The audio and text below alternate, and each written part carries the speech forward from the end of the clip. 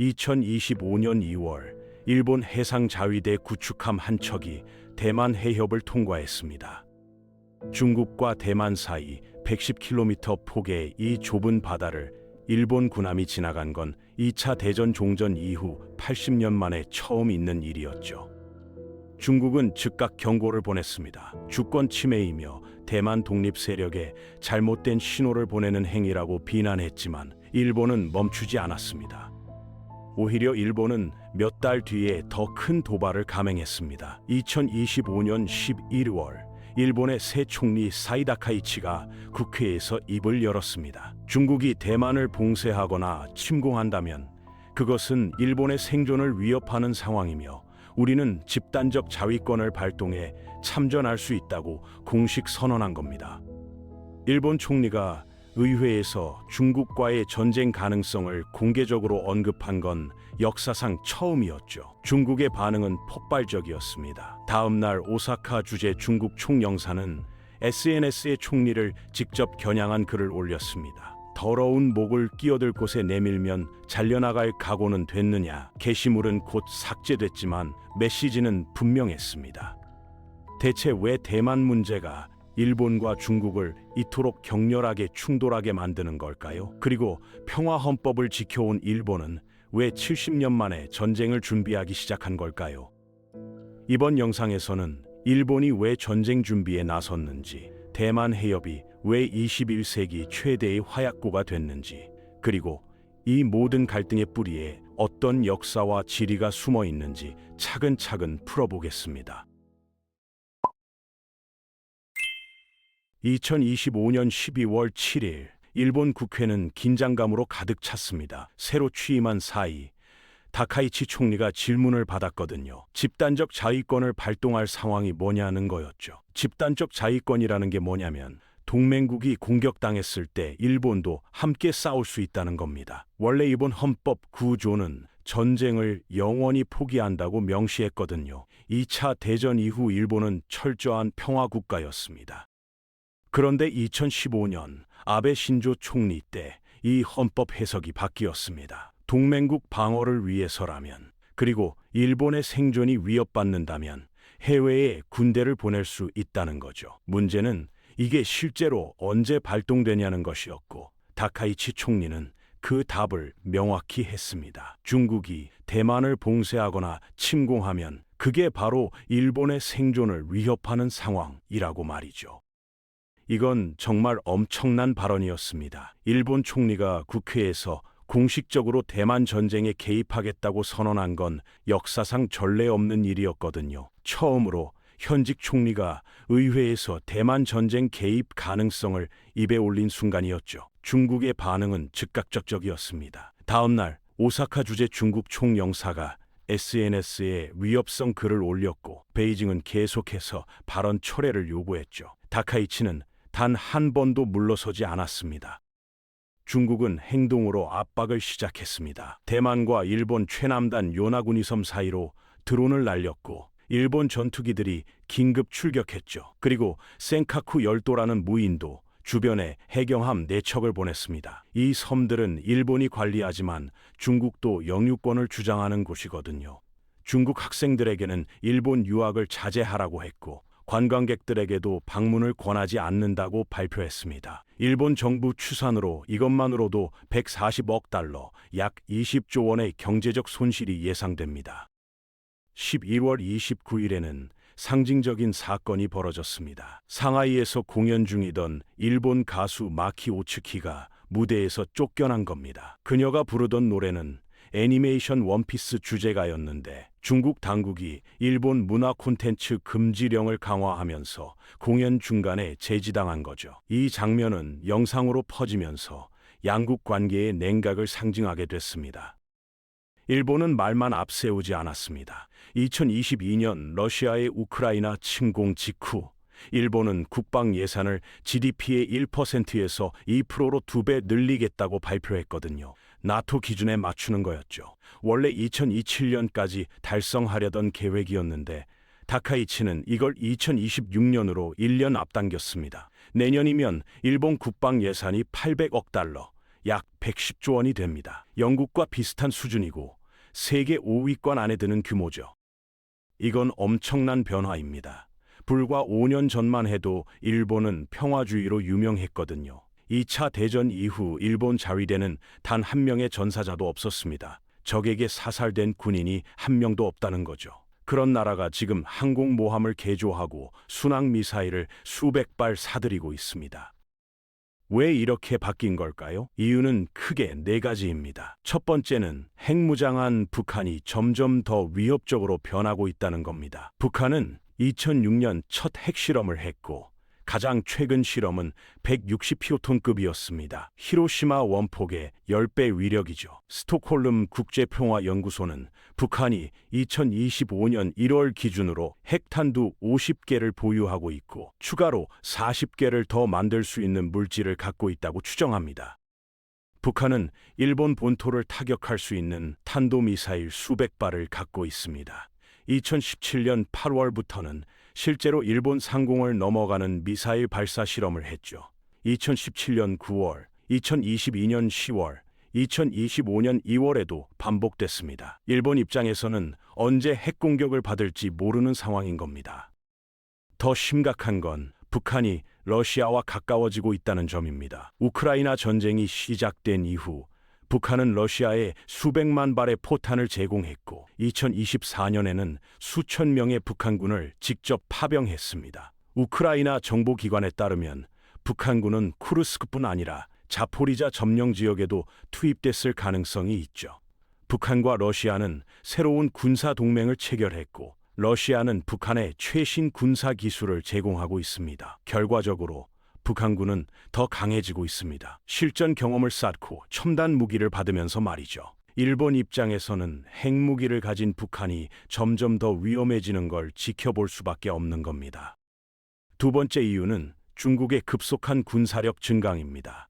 2013년부터 2022년까지 미국 국방비는 2.7% 증가하는 동안 중국은 63%나 늘렸거든요. 2024년 기준 미국은 9,970억 달러, 중국은 3,140억 달러를 국방에 씁니다. 숫자만 보면 차이가 크지만 미군은 전 세계에 분산돼 있고 중국군은 동아시아에 집중돼 있습니다. 2010년부터 중국은 일본과 영토 분쟁을 본격화했습니다. 센카쿠 열도를 둘러싼 갈등이 격화된 거죠. 2012년 일본 정부가 민간인 소유주로부터 센카쿠 섬 3곳을 매입하자 중국에서는 대규모 반일 시위가 일어났습니다. 중국은 히토류 수출을 제한하며 일본을 압박했는데 무역을 무기화한 첫 사례였죠. 같은 시기 중국은 동중국해 배타적 경제 수역을 일방적으로 확대 선언했습니다. 일본이 주장하는 EEZ와 크게 겹치는 지역이었죠. 2013년에는 방공식별구역도 일방적으로 확장해서 센카쿠를 포함시켰고 이건 일본의 방공식별구역과도 겹쳤습니다. 긴장이 계속 고조된 겁니다. 중국의 미사일 전력도 일본에게는 위협입니다. 펜타곤 추산으로 중국은 2024년 기준 대륙간 탄도미사일 400발, 중거리 탄도미사일 500발, 중단거리 1300발, 단거리 900발, 지상발사 순항미사일 400발을 보유하고 있습니다. 이 중 수백 발은 일본 본토를 타격할 수 있는 거리죠. 2022년 낸시 펠로시 미국 하원의장이 대만을 방문했을 때 중국은 대만을 포위하는 대규모 군사훈련을 실시했고 여러 발의 탄도미사일을 일본 EEZ 안으로 쏘아 넣었습니다. 요나구니 섬 바로 남쪽이었죠. 일본을 타격할 수 있다는 메시지를 명확히 보낸 겁니다. 일본과 중국 모두 대만의 미래가 자국의 핵심 이익이라고 봅니다. 일본 입장에서 중국이 대만을 점령하면 지정학적으로 재앙이거든요. 제1도선이 무너지는 겁니다. 일본부터 류큐열도, 대만, 필리핀, 인도네시아로 이어지는 섬 사슬이 중국 해안을 가두고 있는데 대만이 넘어가면 이 선이 끊깁니다. 제1도련선 서쪽 바다는 비교적 얕아서 잠수함 탐지가 쉽습니다. 하지만 동쪽은 깊은 대양이라 잠수함 작전이 자유롭죠. 지금은 일본, 한국, 대만, 필리핀이 모두 미국 동맹인데 대만이 중국 손에 넘어가면 중국 해군이 태평양으로 자유롭게 진출할 수 있게 됩니다. 대만을 장악한 중국은 센카쿠 분쟁에서도 더 강하게 압박할 수 있고 해양가스전 분쟁에서도 우위를 점할 겁니다. 무엇보다 일본의 해상 수송로가 위협받습니다. 일본은 에너지 수입의 90%를 해상으로 들여오는데 대부분이 대만 근처를 지나거든요. 일본의 전략 석유 비축량은 232일치인데 LNG는 겨우 19일치밖에 안 됩니다.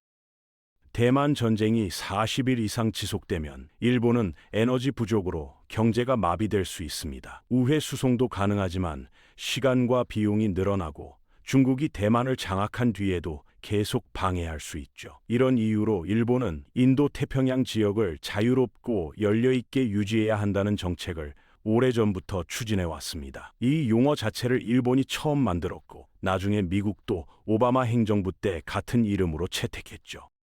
더 심각한 건 일본이 원하든 원하지 않든 전쟁에 휘말릴 수 있다는 점입니다. 요나구니 섬은 대만에서 겨우 110km 떨어져 있거든요. 대만 전쟁이 벌어지면 이 섬과 류큐 열도가 결정적으로 중요해집니다. 제공권 확보와 보급로를 위해서 양측 모두 이 섬들을 통제해야 하기 때문이죠. 미군의 주요 기지는 오키나와에 있습니다. 3만 명의 미군이 상시 배치돼 있죠. 미국이 개입하면 중국은 최소한 오키나와 기지들을 미사일로 공격할 가능성이 높습니다. 극단적 시나리오에서는 중국이 요나구니부터 미야코지마까지 일본 최남단 섬들을 상륙 작전으로 점령할 수도 있습니다. 대만 북측을 방어하기 위해서죠. 그래서 일본은 대만이 공격받으면 자국 영토도 공격받을 수 있고 경제도 위협받는다고 판단하는 겁니다. 게다가 중국이 대만을 공격하거나 북한이 한반도에서 도발하면 상대방도 따라서 긴장을 높일 가능성이 있습니다. 중국이 북한을 부추겨 한반도에서 긴장을 만들어 미군 자산을 분산시킬 수도 있고 북한이 스스로 기회를 봐서 도발할 수도 있죠. 일본과 미국 입장에서는 최악의 경우 대만 해협과 한반도에서 동시에 전쟁이 터질 수 있다는 두려움이 있습니다. 설령 그렇게 안 되더라도 북한이 도발할 가능성만으로도 병력 일부를 한반도에 남겨둬야 하니까 중국에 집중할 수 없게 되는 거죠. 세 번째 이유는 트럼프 행정부의 불확실한 동맹 약속입니다. 트럼프는 NATO 회원국들이 충분히 국방비를 안 쓰면 방어하지 않겠다고 공개적으로 말했거든요. 일본에 대해서도 비슷한 말을 했습니다. 2025년 3월 트럼프는 미일 안보 조약이 불공정하고 나쁜 거래라고 분명히 말했죠. 미국은 일본을 방어해야 하는데 일본은 미국을 방어할 의무가 없다는 이유였습니다. 일본 관리들은 재빨리 반박했습니다. 그 조약 덕분에 미국이 일본에 수만 명의 군대를 주둔시킬 수 있고 그 비용 상당 부분을 일본이 부담한다고 말이죠. 하지만 일본 내에서는 미국이 정말 위기 때 도와줄지 의심하는 목소리가 나왔습니다. 미군은 전 세계에 분산돼 있지만 중국군은 동아시아에만 집중돼 있으니 일본으로서는 자체 국방력을 키워서 미국을 도와주거나 아니면 미국 없이도 버틸 방법을 마련해야 한다고 느낀 겁니다. 네 번째 이유는 러시아의 우크라이나 침공이 보여준 선례입니다. 2022년 초 러시아가 대규모 침공을 시작하면서 21세기에도 전면전이 가능하다는 걸 증명했거든요. 침공 몇 달 뒤 당시 일본 총리 기시다 후미오는 오늘의 우크라이나가 내일의 동아시아가 될 수 있다고 경고했습니다. 여론조사에서는 일본 국민 90%가 중국의 대만 침공에 대비해야 한다고 답했죠. 이 모든 위협 때문에 일본은 행동에 나섰습니다. 2015년 헌법 구조 재해석으로 집단적 자위권이 가능해졌고 2022년 우크라이나 침공 직후 국방비를 GDP 2%로 올리기로 했으며 2025년에는 그 시기를 1년 앞당겼습니다. 2025년 2월에는 일본 해상자위대 구축함이 역사상 처음으로 대만 해협을 통과했습니다. 도발적인 메시지였죠. 중국 국방부 대변인은 국제법상 항행의 자유는 존중하지만 대만 해협에서 문제를 일으키고 중국 주권을 침해하며 대만 독립 세력에 잘못된 신호를 보내는 행위는 단호히 반대한다고 말했습니다. 그리고 이건 다카이치 총리의 발언 전 일이었습니다. 그럼 일본은 2배로 늘어난 국방 예산으로 뭘 사고 있을까요? 가장 논란이 되는 건 장거리 순항 미사일입니다. 일본은 미국산 토마호크 미사일 400발을 구매하기로 했거든요. 사거리가 2,400km라서 중국이나 북한 내륙 깊숙이 타격할 수 있습니다. 구축함과 잠수함에 탑재 가능하죠. 헌법상 평화국가인 일본이 왜 이런 공격용 무기를 사느냐는 비판이 있었습니다. 그래서 일본은 용어를 바꿨죠. 타격 능력이 아니라 반격 능력이라고 부릅니다. 선제 공격용이 아니라 일본이 공격받은 뒤 반격용이라는 의미를 강조한 겁니다. 2025년 11월 일본 구축함이 캘리포니아에 도착해서 첫 토마호크를 인수했고 수백 발이 더 배달될 예정입니다. 거기에 더해 미쓰비시 중공업이 개발 중인 12식 미사일도 수백 발 주문했습니다. 사거리 1000km의 대함 미사일이죠. 일본 잠수함 전력도 강화되고 있습니다. 2010년 중국과 갈등이 시작됐을 때는 16척뿐이었는데 2025년 현재는 24척입니다. 모두 디젤 전기 추진 재래식 잠수함이지만 최신형 다이게이급은 매우 조용하고 능력이 뛰어납니다. 일본인들은 이걸 바다의 님자라고 부르죠. 정찰 임무에 탁월하고 기뢰를 은밀히 부설할 수 있으며 어뢰를 발사할 수 있습니다. 여기에도 토마호크를 탑재할 예정이라서 중국 내륙을 수천 킬로미터 떨어진 곳에서 정밀 타격할 수 있게 됩니다. 현재 일본 잠수함은 다이게이급 5척과 구형 소류급 15척으로 구성돼 있고 2027년까지 다이게이급 2척이 더 추가됩니다. 대만 전쟁이 일어나면 이 조용한 최신형 잠수함 7척이 류큐열도 최남단에 배치될 겁니다. 임무는 제1도련선을 돌파하려는 중국 잠수함을 추적하고 상륙작전을 시도하는 수상함을 격침하며 필요하면 토마호크로 중국 본토 군사시설을 타격하는 거죠. 구형 잠수함과 수상함들은 일본 해상교통로를 지키는 임무를 맡습니다. 유조선을 호위하면서 석유와 LNG 수입을 최대한 확보하는 거죠. 일본은 미국산 핵 추진 잠수함 구매도 타진했습니다. 미국이 최근 한국과 호주에 핵 잠수함 제공을 약속했기 때문에 일본도 가능성을 알아보는 중입니다.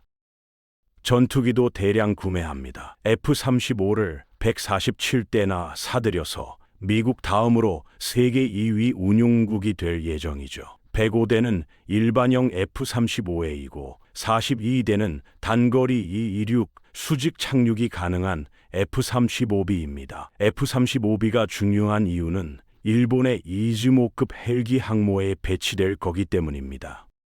일본은 이즈모급 항모 2척을 보유하고 있습니다. 이즈모와 가가인데 원래는 헬기만 탑재하도록 설계됐죠. 하지만 지금 일본은 국방 예산을 쏟아부어서 두 항모를 개조하고 있습니다. 각각 F-35를 12대씩 탑재하고 운용할 수 있게 만드는 거죠. 2027년쯤 완성되면 적어도 동아시아에서는 일본이 과거와는 비교할 수 없는 전력 투사 능력을 갖게 됩니다. 동중국해와 남중국해 같은 분쟁 지역에서 제공권을 놓고 싸울 수 있게 되는 거죠.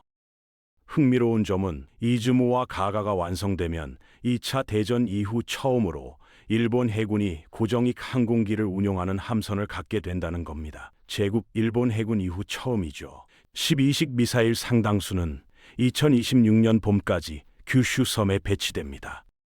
일본 본토에서 류큐열도 전체를 미사일 사거리 안에 넣을 수 있는 위치죠. 류큐열도 안에서도 준비가 한창입니다. 대만에 가장 가까운 요나구니 섬은 점점 군사화되고 있습니다. 2024년 전자전 부대가 배치됐고 2025년에는 중거리 지대공 미사일도 배치될 예정입니다. 중국 항공기와 드론이 대만 북쪽에서 접근하는 걸 막기 위해서죠. 더 동쪽 이시가키 섬에는 대함 미사일이, 미야코지마에는 미사일과 탄약 저장고가 배치됩니다. 미야코지마는 항공 감시 허브이자 일본군과 미군 상륙부대가 반격 작전 때 사용할 보급 거점이 될 예정입니다. 2025년 12월부터 미 해병대는 오키나와에서 요나구니로 연료와 탄약을 수송하는 훈련을 시작했죠. 전진 기지를 만드는 연습인 겁니다. 일본 자위대도 새로운 상륙 전문 부대를 창설했습니다. 규슈에 기지를 둔 이 부대는 미 해병대를 모델로 했고 임무는 중국이 점령한 류큐 섬들을 탈환하는 겁니다. 규슈 오이타시에는 대형 탄약고 4개를 건설 중입니다. 대함 미사일과 지상 공격 미사일을 보관하려는 거죠. 류큐 열도에 가까운 곳에 무기를 비축하는 겁니다.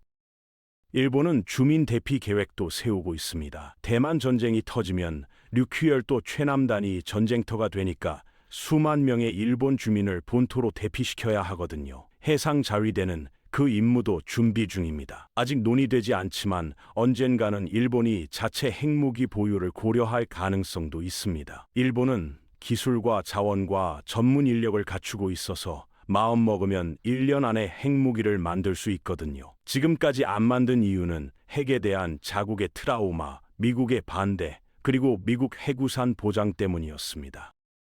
하지만 상황이 바뀌면, 특히 미국의 안보 약속이 흔들리면 일본은 거의 확실히 핵무기를 만들 겁니다. 중국, 북한, 러시아라는 핵 보유국들에 둘러싸여 있으니까요. 일본은 우크라이나의 사례를 잘 알고 있습니다. 우크라이나는 핵무기를 포기하고 안보 보장을 받았지만 30년도 안 돼서 침공당했죠. 대만 전쟁이 터지면 일본은 4가지 선택지 중 하나를 택할 겁니다. 첫 번째는 완전히 방어적 입장입니다. 집단적 자위권을 발동하지 않고 류큐 열도에서 감시와 미사일 방어에만 집중하며 필요시 주민을 대피시키는 거죠. 이렇게 하면 전쟁을 피할 수 있지만 미일 동맹 관계는 크게 손상될 겁니다. 두 번째는 미군에게 후방 지원을 제공하는 겁니다. 연료와 탄약 보급소를 쓰게 하고 기지를 작전 거점으로 제공하며 해상 자위대가 해상 교통로를 지키는 거죠. 이 경우 자위대는 중국과 직접 교전을 피하려 하지만 중국은 일본이 미국을 돕고 있다고 보고 일본을 공격할 수 있습니다. 결국 전쟁에 휘말릴 가능성이 높죠. 세 번째는 더 공격적인 선택입니다. 집단적 자위권을 발동해서 대만 공격이 일본 생존의 위협이라고 선언하지만 대만 주변에서 직접 싸우지는 않는 겁니다. 대신 류큐 열도를 지키는 데 집중하죠. 중국 항공기, 드론 미사일, 잠수함, 함정이 섬들을 공격하거나 돌파하려 하면 요격합니다. 일본 군함은 미국 군함을 호위하면서 대만 북쪽 마코 해협과 남쪽 바시 해협 같은 요충지를 통과하도록 돕습니다. 네 번째는 전면 개입입니다. 자위대가 대만 주변 전투에 직접 참여하는 거죠. 새로 도입한 장거리 순항 미사일로 중국 본토 군사시설을 타격할 수 있습니다. 이렇게 되면 일본은 완전한 참전국이 되고 중국의 전면 보복을 받을 겁니다. 어떤 선택을 하든 일본은 국내 문제도 해결해야 합니다. 우선 돈 문제입니다. 일본 국가부채는 GDP 대비 237%로 세계 최고 수준이거든요. 미국의 2배입니다. 부채를 더 늘려서 국방비를 조달하기는 어렵고 그렇다고 증세를 하자니 정치적으로 어렵습니다. 일본은 이미 고령화로 세금이 높거든요. 인력 부족도 심각합니다. 18세에서 26세 남성 인구가 1994년 1700만 명으로 정점을 찍은 뒤 2020년에는 1100만 명으로 줄었고 2050년에는 800만 명 아래로 떨어질 전망입니다. 1990년대 대비 절반도 안 되는 거죠. 낮은 급여, 힘든 업무, 민간 부문의 낮은 실업률, 그리고 평화헌법 국가 군대의 낮은 위상이 모병을 어렵게 만듭니다. 자위대는 2014년 이후 매년 모병 목표를 달성하지 못하고 있습니다. 게다가 자위대는 실전 경험이 전혀 없습니다. 마지막 전사자가 1972년인데 그것도 2차 대전 잔류병이 필리핀에서 경찰과 총격전을 벌이다 죽은 거였죠. 자위대 자체는 창설 이후 단 한 명의 전사자도 없습니다. 중국이나 북한과 대규모 전쟁이 벌어지면 막대한 사상자가 나올 텐데 자위대와 일본 국민이 준비가 돼 있을까요? 확실하지 않습니다. 일본도 중국도 전쟁을 원하지는 않습니다. 하지만 공유된 역사와 현재 진행 중인 군비 경쟁이 서로를 긴장시키고 있죠. 시진핑의 중국은 대만에 대한 공산당의 권위를 확립하겠다고 결심했습니다. 중국 입장에서는 통일을 완성하고 굴욕의 세기를 끝내는 일이거든요. 만약 일본이 개입하면 중국은 그걸 역사적 대결로 볼 겁니다. 19세기 말 일본이 대만을 빼앗았던 것처럼 말이죠. 중국 프로파간다에서 이미 그런 이미지를 사용하고 있습니다. 중국은 일본의 개입을 자국 통일을 막으려는 시도로 해석할 겁니다. 반면 일본은 중국의 대만 공격을 자국의 장기 안정과 국민 생명을 위협하는 위험한 침략 행위로 봅니다. 양쪽 다 전쟁을 원하지 않지만 양쪽 다 물러설 수 없는 겁니다. 판돈이 너무 크니까요. 일본의 시각에서는 전설적인 검객 미야모토 무사시의 말이 어울립니다. 정원에 있는 군인이 되는 게 전쟁터에 있는 정원사보다 낫다. 어떤 의미에서는 일본은 생각보다 오랫동안 이웃 나라들과 적대적 대치 상태에 있었습니다. 특히 북한과 말이죠. 북한은 2017년 이후 여러 차례 일본 상공으로 미사일을 날렸지만 그보다 더한 일도 했습니다. 1977년부터 1983년 사이 수백 명의 일본인이 해안가에서 흔적 없이 사라졌거든요. 대부분 평범한 사람들이었습니다. 오랫동안 설명이 없었고 일본 대중 사이에서는 각종 음모론이 돌았습니다. 북한이 납치했다는 황당한 이야기도 있었지만 거의 아무도 믿지 않았죠. 그런데 2002년 김정일이 일본 총리와 만나서 갑자기 자백했습니다. 북한이 과거 일본인 최소 13명을 비밀리에 납치했다고 인정하고 사과한 겁니다. 이후 일본 정부는 공식적으로 최소 17명이 1977년부터 1983년 사이 납치됐다고 인정했고 독립조사에서는 실제로는 수백 명일 거라고 추정합니다. 수십 년간 황당하게 들렸던 음모론이 사실로 확인된 거죠. 이 납치는 김일성 치하에서 조직적으로 이뤄진 프로그램이었습니다. 김일성은 현재 북한 지도자 김정은의 할아버지이자 김씨 왕조의 창건자로 20세기 후반 거의 46년간 북한을 통치했죠. 현재까지도 북한 법 체계상 영원한 대통령으로 남아있고 1994년 사망했지만 아들과 손자와 함께 거의 신처럼 숭배받고 있습니다. 김일성과 그가 북한을 기괴한 세습 독재 국가로 만든 과정을 이해하는 건 현대 세계에서 권력이 전혀 견제받지 않을 때 어떤 일이 벌어지는지 보여주는 중요한 교훈입니다.